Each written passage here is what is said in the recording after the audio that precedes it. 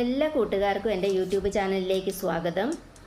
Ice cubes ഉണ്ടാക്കുന്ന trail നാരങ്ങാനീര് ഒഴിച്ച് ഫ്രീസറിൽ വെച്ചാൽ ആവശ്യം വരുമ്പോൾ നമുക്ക് വെള്ളത്തിൽ ഇതിൻ്റെ നാരങ്ങയുടെ ആ ക്യൂബുകൾ ഇട്ടിട്ട് നാരങ്ങ വെള്ളം പെട്ടെന്ന് തയ്യാറാക്കാൻ സാധിക്കും.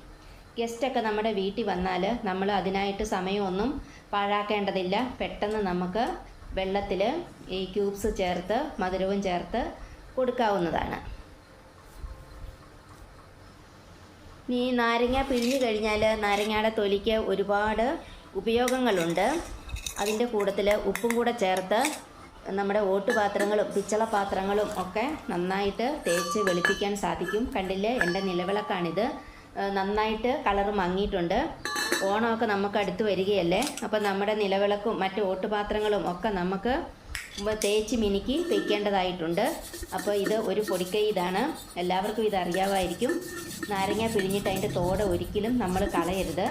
ആ തോട് പിന്നെ ഉപ്പിലും കൂടെ മുക്കിയിട്ട് നന്നായിട്ട് ഉരതി കൊടുത്താൽ പിച്ചള പാത്രങ്ങളും നിലവിളക്ക് ഒക്കെ ഉപയോഗിക്കുന്ന ഓട്ടുപാത്രങ്ങളും ഒക്കെ നന്നായിട്ട് വെട്ടിത്തിളങ്ങും. അപ്പോൾ ഞാനങ്ങനെ ഇത് ചെയ്ത് വെളുപ്പിക്കാൻ പോവുകയാണ്. പിന്നെ നമ്മൾ ഈ ഉപ്പ് നന്നായിട്ട് ഒന്നുകൂടെ പൊടിച്ചിട്ട് ഈ നാരങ്ങയുടെ തൊലിയിൽ മുക്കിയിട്ട് നമ്മുടെ മുഖത്ത് ഇങ്ങനെ ഉരതി കൊടുക്കുകയാണെങ്കിൽ ഒരു സ്ക്രബായിട്ട് നമുക്ക് യൂസ് ചെയ്യാൻ പറ്റും. അപ്പം അതും വളരെ നല്ലതാണ്. പിന്നെ ഉപ്പിൽ മുക്കിയിട്ട് നമ്മൾ വലിയ പ്രസ് ചെയ്യാതെ പല്ലിൽ തേച്ചാൽ പല്ലിൻ്റെ കറയൊക്കെ പോയിട്ട് പല്ല് നല്ല വെളുവെളുന്നനെ വെട്ടിത്തിളങ്ങുന്നതാണ്.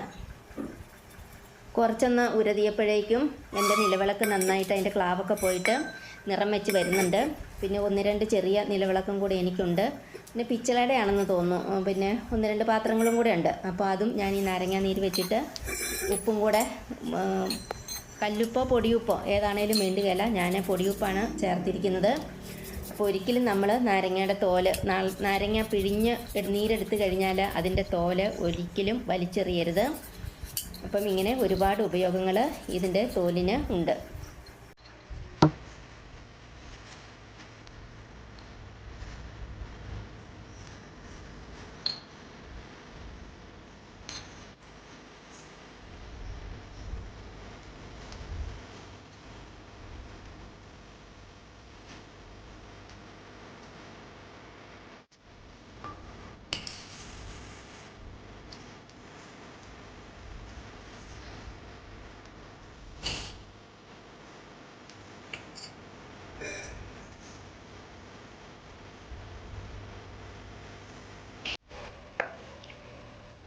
അടുത്തത് നമ്മുടെ വീട്ടിൽ നമ്മളൊരു ഗ്ലാസ്സിൽ വെള്ളം എടുത്തിട്ട് അതിൽ കളറുള്ള എന്തെങ്കിലും വാട്ടർ ഉപയോഗിച്ചാലും നല്ലതാണ്. ഞാനിവിടെ വാനില എസൻസാണ് ഉപയോഗിക്കുന്നത്. അപ്പം നല്ലൊരു സ്മെല്ലും കൂടെ വരും.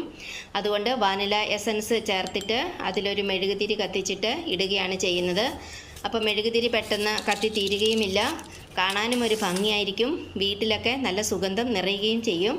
അപ്പം ഞാൻ എന്നും സന്ധ്യയ്ക്ക് അങ്ങനെ ചെയ്യാറുണ്ട്. പിന്നെ വീട്ടിൽ ഒരുപാട് സ്മെല്ലൊക്കെ വരുമ്പോഴും അങ്ങനെ ചെയ്യാറുണ്ട്. അപ്പോൾ ഇതിങ്ങനെ ചെയ്യുന്നത് വളരെ നല്ലതാണ്.